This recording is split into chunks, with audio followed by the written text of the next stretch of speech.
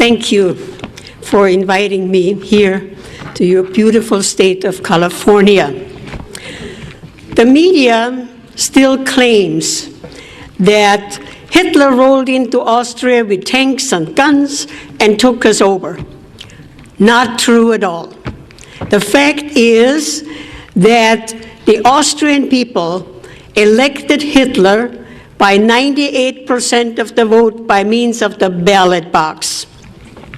Now, how could that happen in a Christian nation, almost 100% Catholic, that they would elect a monster like Hitler? Hitler did not look like a monster. He did not act like a monster. He talked like an American politician. The year was 1938. Austria was in a very, very deep depression. We had more than 30% unemployment. We had 25% inflation. And if you borrowed money from the bank, you paid 25% interest. That's why farmers were going broke, businesses were going broke. They could not pay their mortgage, or they could not pay their taxes. What was even worse, we had riots in our cities. We had whole blocks of the cities burned down, and our law enforcement was almost helpless. They could not control the riots. The unions were calling for strikes, and industry would close, and factories would close up, hence all this unemployment. It was not unusual in my home that 30 people a day would knock on the door for a bowl of soup and a slice of bread. They could keep themselves alive by going door to door. There were no jobs. There were young people, college graduates, no jobs. The media told us that in Germany, where Hitler ruled since 1933, they had full employment, they had a high living standard, and everybody was driving the little Beetle car, the Volkswagen. We did not hear a whisper that anybody was being persecuted or arrested. We only heard good things. And of course, we spoke the same language. We spoke German. We had the same culture. There was only a border between us, Austria and Germany, like South and North Dakota. And we said, why not? We would like to have the same high living standard what Germany had, and of all the things, jobs. People wanted to work. Austrian people are not lazy, they want to work. So the Austrian people petitioned the government for a plebiscite, for an election. And hence, the Austrian people elected Hitler by 98% of the vote. So we got a new government, National Socialism. I translate for you, Nationalsozialismus, from the word national, the word Nazi derived. So we were getting a Nazi government.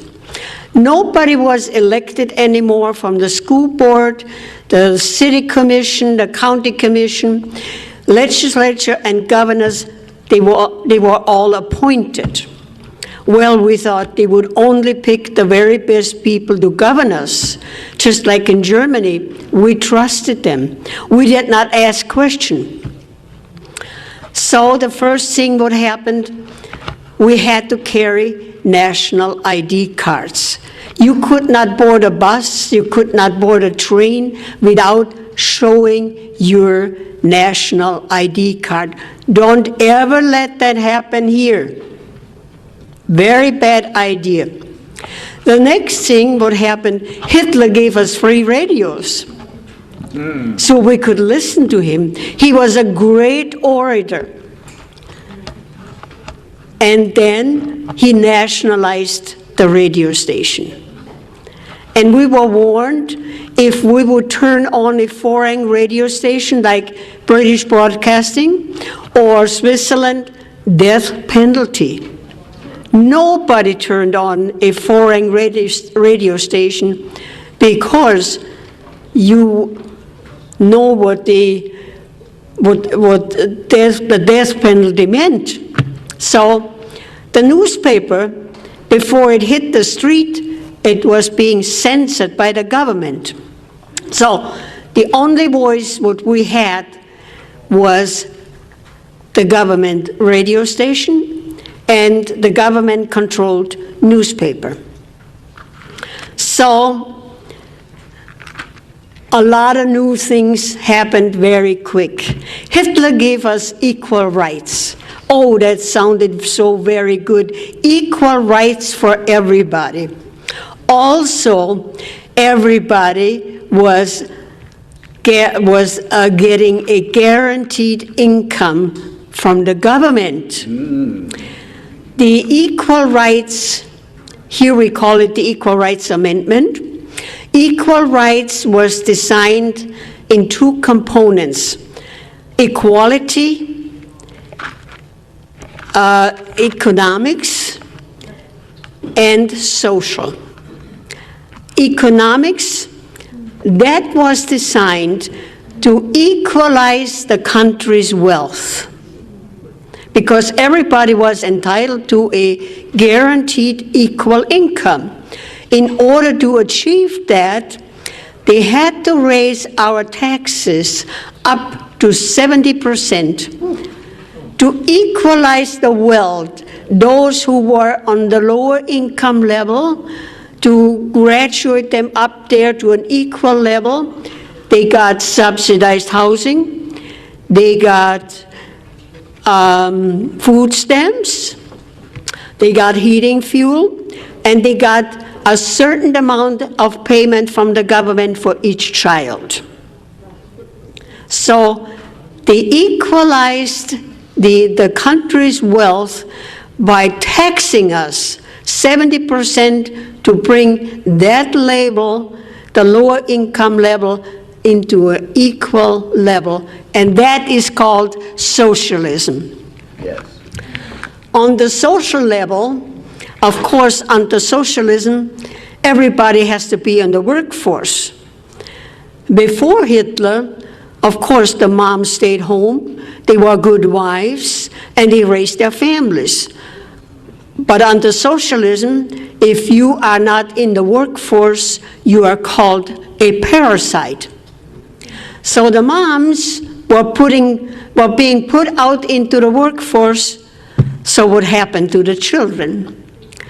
Child care centers. You could, and it was all free for everybody. You could bring your 4-month-old baby, leave it there 24 hours, 7 days a week. As long as you left your child there, the better the government liked it. The staffers of the child care centers, they were not the grandmotherly type of women who took care of the children. They were young women, highly skilled in child psychology, to mold the little babies from 4 weeks on up how the government wanted them. The government raised our children. So that was the equality, equal rights for everybody. The next thing what happened, education was nationalized. We had a very good educational system in Austria before Hitler. I went to public school. We had a very good curriculum. We even prayed in public school before class and after class. That morning, after the election, I walked into my classroom and the crucifix was gone. And the teacher said, this morning, we greet each other, Heil Hitler. And she said, we don't pray anymore. We sing Deutschland, Deutschland über alles, Germany above everybody. And she also said, we would not have twice a week religious education anymore either.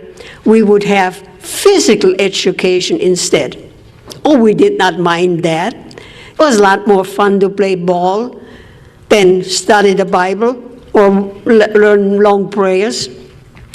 She also said that on Sunday we could not go to church anymore because Sunday was compulsory National Youth Day. We had to attend at 8 o'clock in the morning to the gymnasium instead of going to church. The first 2 hours we had political education. Today I would call it political indoctrination. We were being told not to listen to our parents. They were just old-fashioned old fogies. They did not understand the young people. Only Hitler did. So don't listen to your parents anymore. And besides, you had freedom and you had rights. So our parents could not tell us anymore when to come home at night. We could decide that for ourselves. The rest of the day we had sports. We got all the sports equipment free. We got tennis rackets, we got skis, everything. And the boys of age 16, they got motorcycles. And of course, everybody had to join the Hitler Youth. That was compulsory. So the rest of the day we had sports and fun. So when we returned home at night, we told our parents how much fun we had and how much better it was, and all the sports equipment we got free, much more fun than going to church. Well, my parents were very concerned, especially my mother. So when my next school term came about in October, she announced that she would enroll me in a private school with an excellent curriculum, but not much fun. Off we went to the new school, high wall around, and a locked iron gate. And as I bid my mother goodbye at the gate, I almost hated her. I thought she was going to put me into a prison. But she was a wise woman.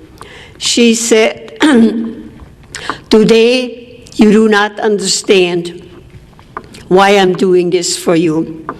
But when you grow up a bit, you will understand. Had my mother not intervened, today I would be a radical Marxist. So, on holidays, I could go back home for a visit. Of course, I was curious. I would go back to my former classmates and find out what was going on. I was shocked. 16-year-old girls were having babies for Hitler, and that was glorified. Oh, Hitler wanted a lot of babies, blonde hair and blue eyes, the master race.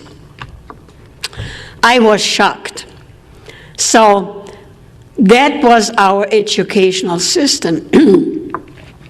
Hitler also nationalized our car industry. Austria built a little car, a little bit bigger than a Fiat.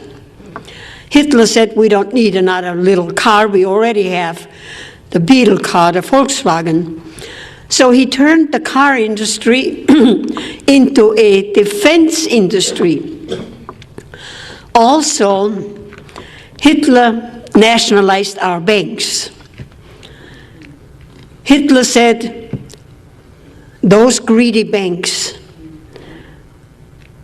they were the ones who charged 25% interest. And that is why the farmers were going broke and the businesses were going broke. And he looted the Jewish banks. So our banks were being nationalized. Next thing, what happened, he nationalized our healthcare system. We had a reasonable good healthcare system, which was financed by private insurance. We had good hospitals, we had good doctors, and everybody was reasonable well being cared for. This all changed very fast. My brother-in-law, who was a family physician, he told me that when he arrived at his office at 8 o'clock in the morning, 40 patients would be lined up waiting for him to be cared for. He said it was like practicing medicine on a conveyor belt. He only had time, 5 or 10 minutes per patient, and besides all the paperwork, it was a system from well taken care health care to a very, very bad system. And what was even worse, he told me that naturally all the doctors were being salaried by the government. There was no more free market. Free market did not exist anymore. The government salaried all the doctors. So my brother-in-law was a very conscientious doctor. He would only prescribe medication what the patient really needed. But if that medication was not on the government's list, they took it out of his salary, and his salary dwindled down to almost nothing.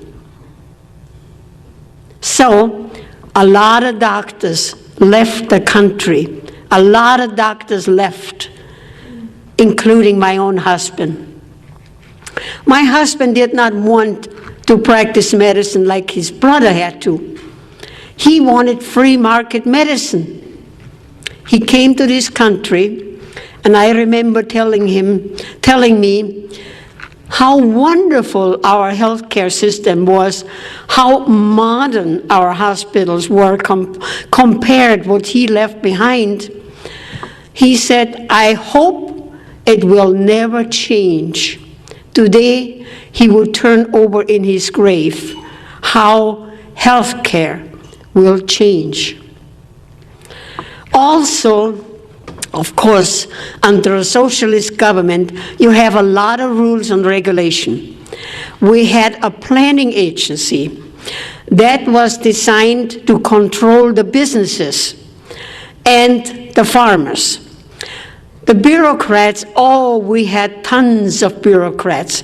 That's how Hitler created jobs, government jobs. Lot of bureaucrats.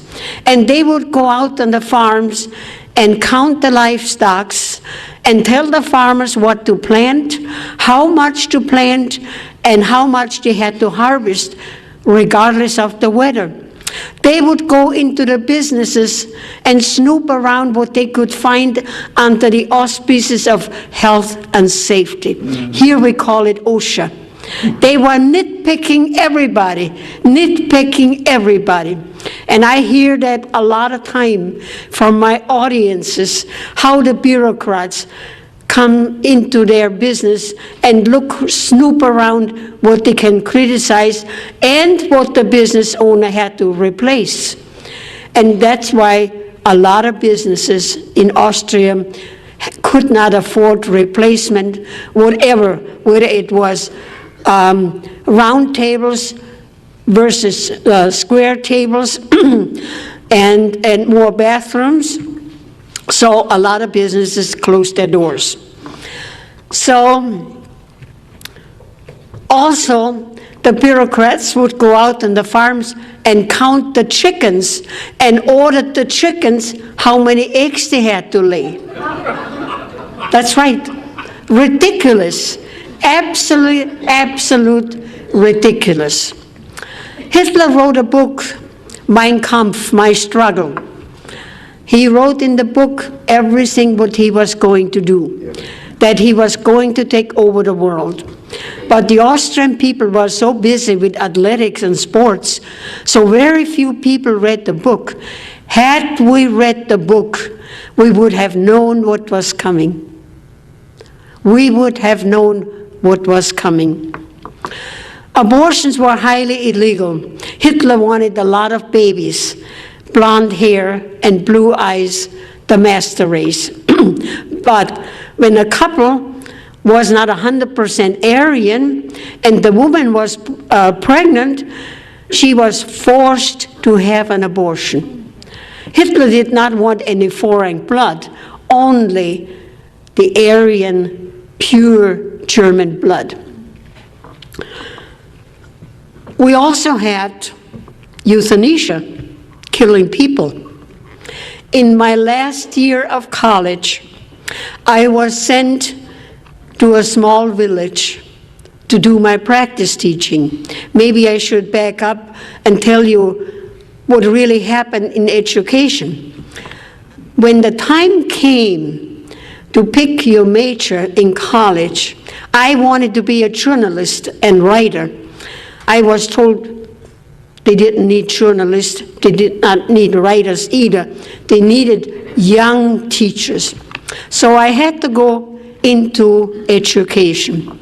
I did not mind that because I like children. So in my last year in college, I was sent to a small village in the mountains, and I was told that because in the wintertime, the mountain passes would close up because of the masses of snow. So people in that village, they intermarry family into family. And we know by genetics that sometime the offsprings, the baby, is a bit mentally handicapped. So when I arrived in that village, I was told they had about 15 of mentally handicapped people. One man I know very well, he was the janitor in our school, Vincent. He could not read or write. He could not talk very well, but he kept our school clean. So one morning, I looked out of my classroom window, and there was a van out there from the health department. I thought, well, and all these people were being ushered into the van. So I asked my principal, where are they going to take Vincent and all the rest of the people? I thought maybe they take him for an outing, for a picnic. The principal said, oh no, the health department came around and asked the parents if they want to institutionalize their son or daughter to learn how to read and write. Gladly the parents signed the papers and off they went. 6 months later, the letters came to the parents that their son or daughter died a natural but merciful death. The news traveled very fast in that village. People said, well, they all left in excellent health, in good health. And why should they all die within 6 months? It dawned on the villagers that they were being euthanized. After the war, I found out that 20,000 children, handicapped children, were being euthanized. Hitler wanted perfect people. On a personal note, God forbid, should I ever become handicapped, I will never apply for a handicapped license plate because I don't want to get on the list. Amen. And I know that under Obama's health care, we have eugenics. And that means those of us who are getting old, like me, I'm 87 years old, there is no more money for us. 5 minutes. So that was euthanasia. We also had a federal police force, secret police, commonly known as the Gestapo, and they were everywhere in civilian clothes. You didn't know who they were. People disappeared all the time, and nobody knew where people were being taken. Nobody knew, but people disappeared. And the Gestapo, they watched everybody's coming and goings, because we had national ID cards, and of course you could not board a bus or a train without showing your national ID card. They keep track on us, and we were being so scared. The most scared of everything we were of the Gestapo, the secret police. This is how it worked. Since the war was going on, all our food was being rationed. We got 1 pound of sugar a month. So if somebody in your family passed away like grandma, you quickly took that coveted sugar coupon and went to the grocery store and bought that pound of sugar. The next day, the Gestapo would knock on your door and say, "We know that you did not turn in the sugar coupon. You bought that pound of sugar, but I am not going to arrest you. But you have to inform on your boss, your neighbor, your friend, everybody you know, and report to our office once a week." They created a network of informers. We could not trust our neighbors. We could not trust our friends. We couldn't trust anybody. We couldn't trust the mailman. Nobody. We were afraid to talk to anybody, anything political, because we did not know who was informing on everybody. A network of informers they created. I believe it was in February '09. I'm a lobbyist in our capital in South Dakota. And that morning I drove to our capital about around 8 o'clock, and I had the car radio on, and the news was being reported. And there was President Obama saying, if you hear anybody criticizing me, call the White House. Yep. When I arrived in the Capitol, I quickly went to verify. I asked some of the legislators if they heard the same story, and they said, yes, we also heard that. Can you imagine creating a network of informers, informing and call the White House? Yes, it's happening. We also had gun control. The government said that children were playing with guns, and we had hunting accidents, people accidentally shooting each other, and we had criminals again, murderers. The only way that they could track the murderer was by the serial number of the gun. So bring your gun to the police station, then we can register the serial number and we can track the criminal. And we thought that was a good idea. Mm-hmm. So gladly we did that. Not long afterwards, they said, no, it did not help. We could not track all the criminals. The best way to have no more crimes and no more people getting hurt, bring your guns to the police station, and they already know who had guns because we registered our guns. Keep your guns and buy more guns and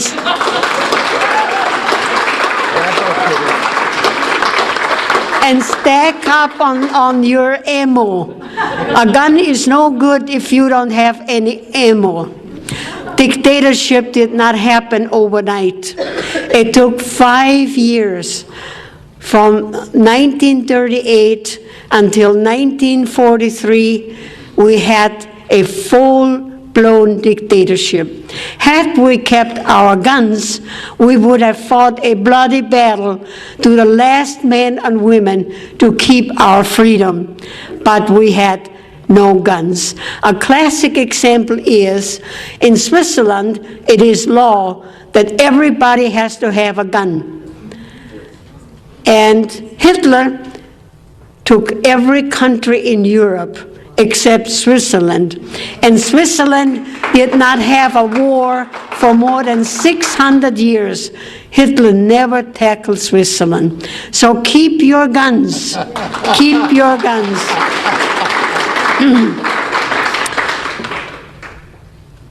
Like I said, the only information what we had, what the government provided for us, the nationalized radio station and the censored newspaper, nobody could come in and nobody could get out. We had no information, none whatsoever. We did not know that we had concentration camps. We found that out after the Americans and the Allies liberated us, that we had concentration camps, and we were shocked. We were totally shocked. When the people fear the government, that's tyranny. But when the government fears the people, that's liberty.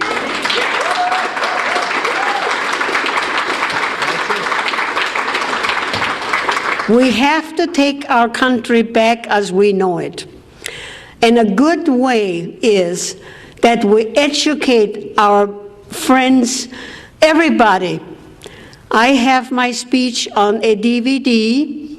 I urge you to have house parties, play my DVD, invite your neighbors, your friends, and educate them on socialism. We are almost 80% there. We have to take our country back as we know it. Those of us who sailed past the Statue of Liberty, we came to a country of unbelievable freedom and opportunity. America is the greatest country in the world. Amen. If we can keep it.